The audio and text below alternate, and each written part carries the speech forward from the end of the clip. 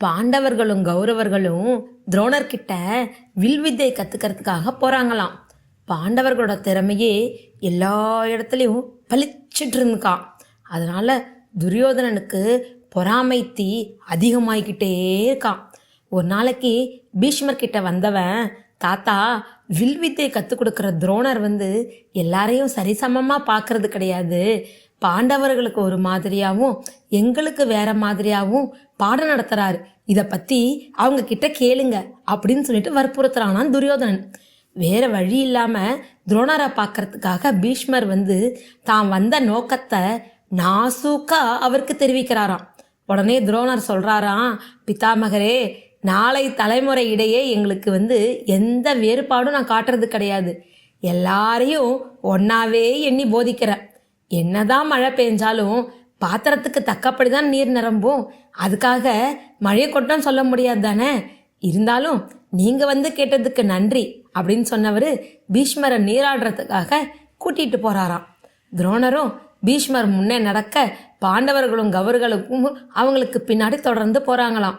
கொஞ்சம் தூரம் போனவுடனே, அர்ஜுனா, எண்ணெய் தேய்ச்சி குளிக்கலான்னு நினச்சிட்டு இருக்க, ஆசிரமத்துக்கு போயிட்டு எண்ணெய் பாத்திரத்தை எடுத்துட்டு வா அப்படின்னு சொல்கிறாராம் துரோணர். அர்ஜுனன் உடனே ஆசிரமம் நோக்கி ஓடுறானாம். இதுக்கு அடுத்தது எல்லாரும் திருப்பி அவங்களுடைய பயணத்தை தொடர்றாங்களாம். வழியில் பெரிய ஆலமரம் ஒன்று இருந்துச்சாம். அந்த நிழலில் பீஷ்மர் கூட போய் உட்கார்றாராம் துரோணர். இன்னைக்கு நான் ஒரு புது பாடத்தை சொல்லி கொடுக்க போகிறேன் அப்படின்னு சொன்னவர் ஒரு மந்திரத்தை தரையில் எழுதினார். உடனே அதுக்கப்புறம் இந்த மந்திரத்தை சொல்லி மரத்தின் மேலே அம்பு எழுதினோம்னா அந்த அம்பானது மரத்தோட எல்லா இலைகளையுமே துளை போட்டுடும் அப்படின்னு சொன்னவர் துரியோதனனை கூப்பிட்டு இந்த வித்தையை செஞ்சு காட்டுறேன்னு சொல்கிறாரு. துரியோதனன் எழுந்திருக்கிறான். உடனே தரையில் இருந்த மந்திரத்தை படிக்கிறான். படிச்சுட்டு மரத்தை நோக்கி ஒரு அம்பு தொடுக்கிறான். மரத்தில் இருந்த எல்லா இலைகளுமே துவாரம் விழுந்துருச்சு. அதில் எல்லாரும் அவ்வளோ ஆச்சரியத்தோடு பார்க்குறாங்க. துரியோதன் கர்வத்தோடு உட்கார்றான். பீஷ்மருக்கு அவ்வளோ சந்தோஷம். இதுக்கப்புறம் சரி, நீராடுறதுக்கு போகலாம் வாங்க அப்படின்னு சொல்லிட்டு கிளம்புறாரு துரோணர். அர்ஜுனனும் எண்ணெய் கிண்ணத்தோடு சேர்றாங்க.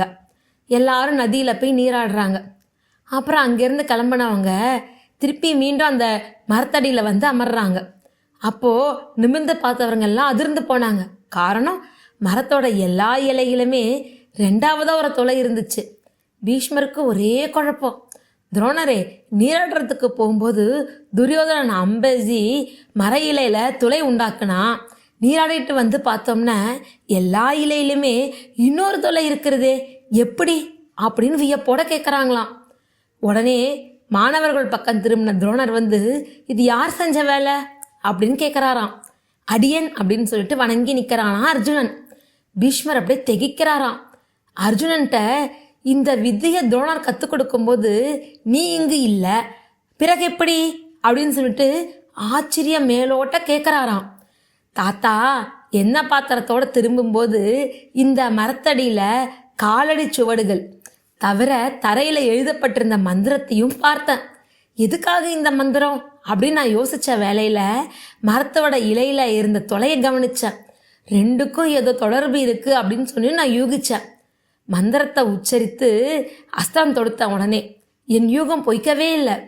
எனது அஸ்திரம் எல்லா இலைகளையுமே துளைச்சது அப்படின்னு விவரிக்கிறான் அர்ஜுனன்.